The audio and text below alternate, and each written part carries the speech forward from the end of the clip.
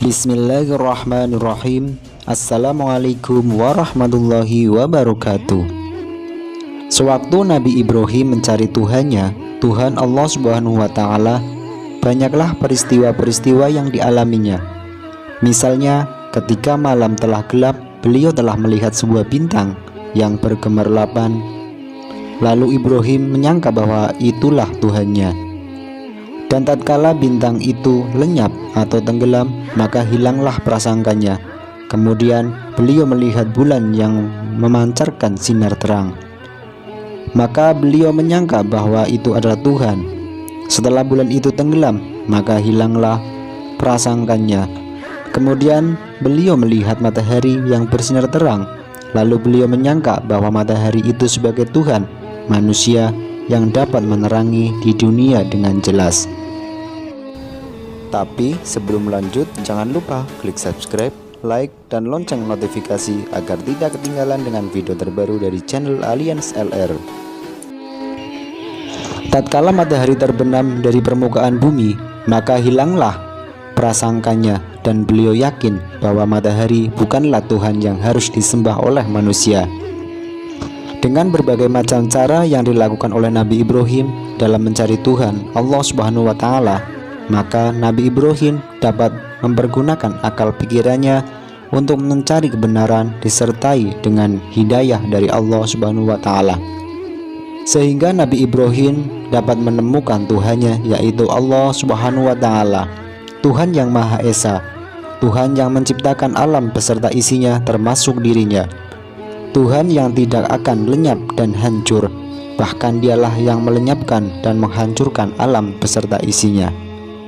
Setelah Nabi Ibrahim menemukan Tuhannya Allah Subhanahu wa Ta'ala, lalu beliau menghadapkan dirinya kepada Allah Subhanahu wa Ta'ala yang menciptakan langit dan bumi, dan cenderung kepada agama yang benar.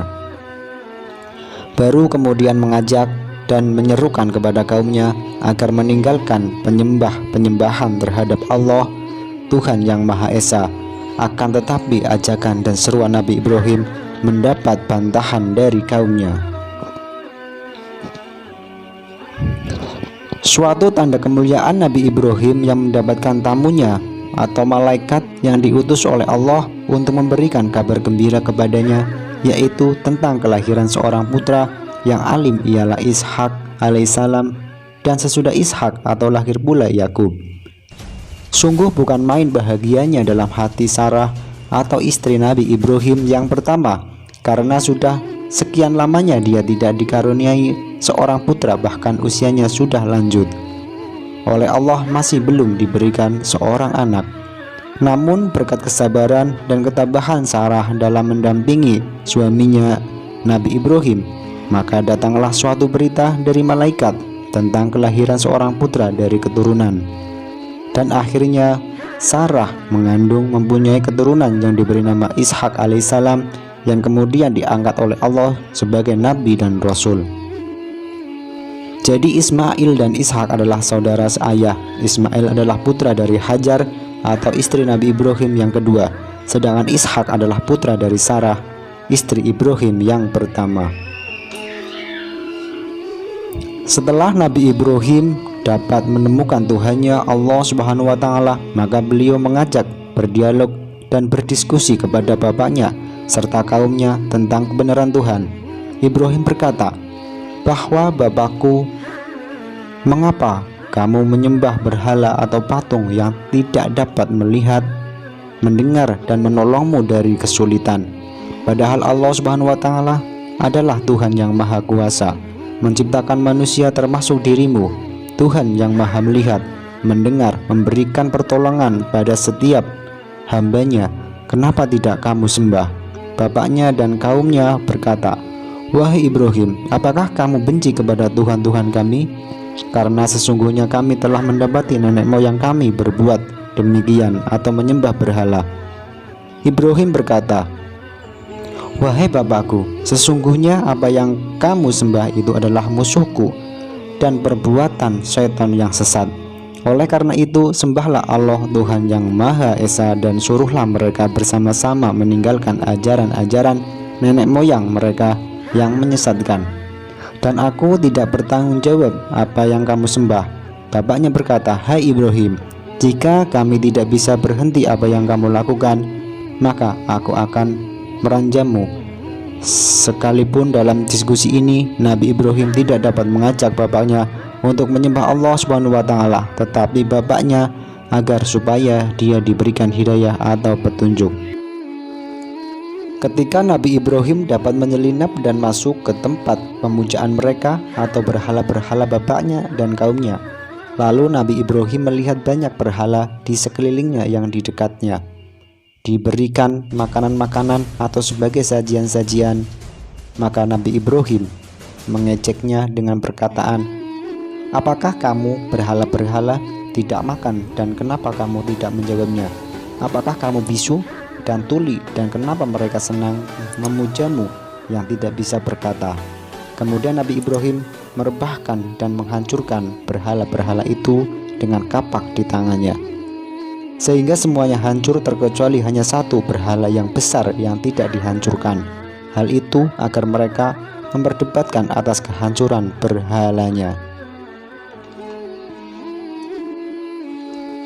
Nabi Ibrahim mencegah kemungkaran yang dilakukan oleh bapaknya dan kaumnya, menyembah berhala-berhala dengan cara merobohkan dan menghancurkan patung-patung yang ada, dengan terkecuali satu patung yang paling besar yang diselipkan sebuah kapak besar di tangannya, agar mereka menyangka bahwa yang menghancurkan patung-patung itu tiada lain adalah patung yang besar yang terselipkan sebuah kapak.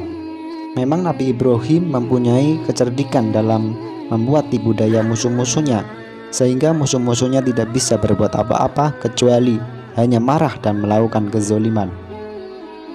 Setelah Nabi Ibrahim menghancurkan berhala-berhala mereka, lalu Nabi Ibrahim dapat diketahui oleh musuh-musuhnya dan disiksa dengan dimasukkan atau dibakar ke dalam api yang sudah menyala-nyala. Ketika Ibrahim masuk ke dalam api, maka mereka atau musuh-musuhnya beramai-ramai, bersenang-senang, bergembira ria, dan menyangkanya pasti Ibrahim telah mati, hangus oleh api yang menyala-nyala. Tapi Allah adil dan berkuasa. Ternyata api yang panas itu menjadi dingin di dalamnya, sehingga Nabi Ibrahim keluar dari timbunan kayu bakar yang sudah menjadi abu dalam keadaan selamat dan tidak luka sedikit pun. Demikianlah Allah Subhanahu wa taala menyelamatkan Nabi Ibrahim dari siksaan kaumnya dibakar dalam api. Ketika Allah Subhanahu wa taala memerintahkan kepada Nabi Ibrahim dan Ismail untuk membangun Ka'bah dan membersihkannya, maka bersegeralah keduanya membangun Ka'bah sebagai suatu tempat untuk menghidupinya semua kegiatan ibadah kaum muslim, terutama ibadah sholat. Pada mulanya bapak orang sebelumnya yang melakukan pemujaan atau sesembahan terhadap berhala-berhala atau patung-patung, matahari, batu-batu besar, dan lain-lain. Akan tetapi setelah Nabi Ibrahim dan Nabi Ismail membangun Ka'bah, maka semua pengikutnya yang beragama Islam, beragama Allah, sudah mempunyai pegangan dan kiblat yang disebut Ka'bah atau Baitullah. Dan setelah Ka'bah dibangun oleh Nabi Ibrahim dan Nabi Ismail, lalu keduanya berdoa kepada Allah Subhanahu wa taala, ya Tuhan kami, jadikanlah kami berdua orang-orang yang tunduk patuh kepada Engkau, dan tunjukkanlah kepada kami cara-cara dan tempat-tempat ibadah haji kami, dan terimalah taubat kami. Sesungguhnya Engkaulah yang maha penerima taubat lagi maha penyayang. Ya Tuhan kami, utuslah untuk mereka seorang rasul dari kalangan mereka yang akan membacakan kepada mereka ayat-ayat Engkau dan mengajarkan kepada mereka Alkitab atau Al-Quran dan hikmah serta mensucikan mereka. Sesungguhnya Engkaulah yang maha perkasa lagi maha bijaksana. Dan sesudah itu Nabi Ibrahim mendapatkan perintah untuk agar memanggil dan mengajak manusia untuk melaksanakan haji, baik yang dekat maupun yang jauh dari tempat Ka'bah. Quran Surat Al-Hajj ayat 27-28.